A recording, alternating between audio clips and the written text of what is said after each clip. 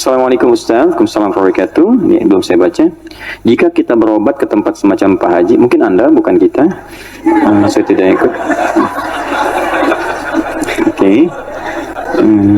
Jika Anda berobat ke tempat semacam Pak Haji yang orang sebut, lalu Anda dikasih obatnya, air minum, dan mendoakan, apakah itu masuk syirik atau bagaimana Ustaz? Mohon pencerahannya.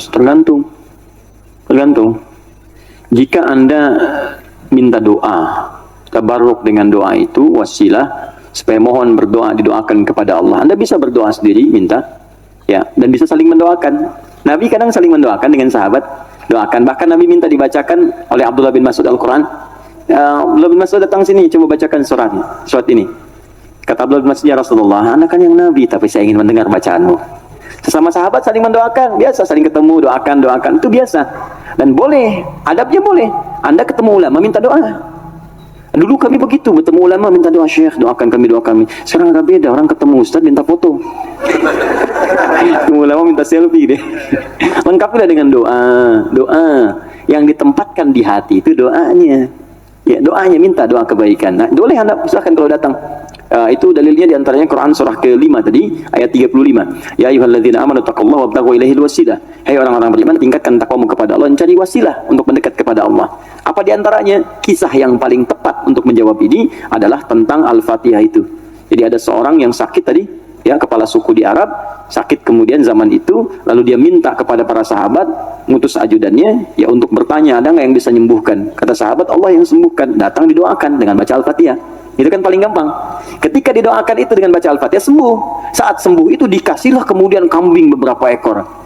Takut, dibawalah kepada Nabi. Ini indah sekali. Dilaporkan kepada Nabi karena takut kambing itu gratifikasi. Tuh. Ini bagus sekali.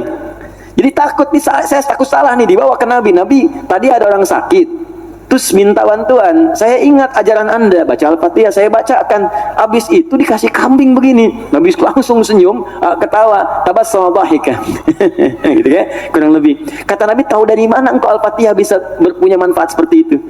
Maka kata Nabi, bagikan kambingnya, coba berikan aku bagiannya. Maksud Nabi, yuk kita nikmati sama-sama itu. Silahkan kita nikmati, syukur kepada Allah Subhanahu Wa Taala. Ini artinya dalil yang membolehkan kita datang minta doa, misalnya ke orang soleh, ulama. Tapi syaratnya kita pun berdoa dulu, minta sama Allah. Minta. Lalu Allah lebih senang kita minta kepada Allah dengan bahasa hati kita. Setelah itu kita berwasilah minta pada orang soleh yang baik, minta kebaikan, lalu dia doakan kepada kita semua. Jelas sampai sini? Baik. Kalau ada yang khusus semacam tertentu, ada pengaruh jin atau apa, biasanya dia diangkat tuh. Mengangkat sesuatu yang bukan dari tempatnya. Ini bukan dari tempatnya, saya angkat. Ini spidol, tempatnya bukan dalam gelas. Lalu saya angkat. Jin, tempatnya bukan di tubuh kita. Kita angkat. Bahasa Arabnya raka, ya, raka ya raka, atau raka ya raki, tarqiyatan wa ruqyatan. Maka disebut ruqyah namanya. Kasih ya? Ada ruqyah. Ruqyah itu macam-macam. Ada yang dengan bacaan saja. Ada yang dengan air, misalnya air terus diminum, ya. Ada yang dulu ruqyah terkenal sekali, orang soleh, dia sakit, punya anak sakitnya lumpuh semua. Nah, begitu lumpuhnya orangnya baik sekali, kesolehannya nampak pada prasangka baiknya. Jadi semua yang datang prasangka baik aja. Malam-malam, Bu, bayangkan ada perampok datang tengah malam. Ini kisah ini sangat populer sekali. Perampok serombongan datang ke rumahnya. Karena prasangka baik ini dikira mujahid fisabilillah mampir. Dulu kan bukan kayak kita sekarang kan, rombongan mujahid dengan ini kan nggak kelihatan tuh. Malam-malam datang dikira mujahid. Begitu dibuka pintu, oh ahlan wa sahlan mujahid, masya Allah, silahkan masuk. Bayangkan perampok disuruh masuk.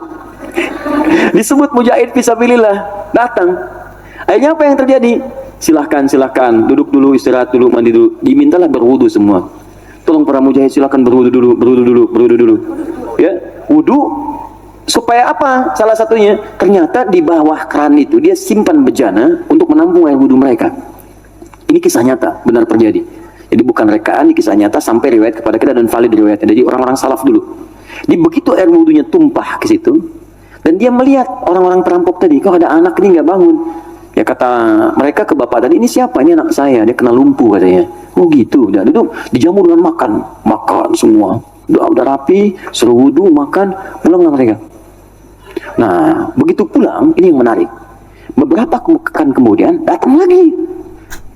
Dibukalah yang mujahid, katanya Masya Allah, Masya Allah. Yang buka siapa? Yang buka anak yang lumpuh tadi. Buka langsung, kaget loh. Kemarin kan lumpuh dia, sekarang bisa buka katanya kan.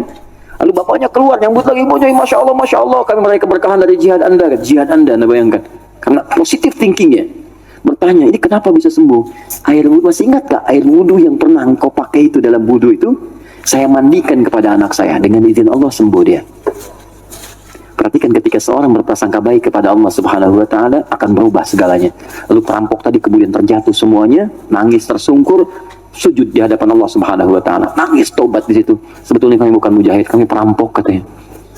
Dan sebagainya, tobat. Jadi bayangkan, hanya dengan wasilah anak yang lumpuh dalam keadaan tadi, dia menjadi mulia seluruhnya. Ya, tapi ingat Syekh Hashim Muhammad Hashim bin Asy'ari Hadratus Syekh, pendiri Nahdlatul Ulama. Beliau mendirikan NU tanggal 31 Januari ya 1926.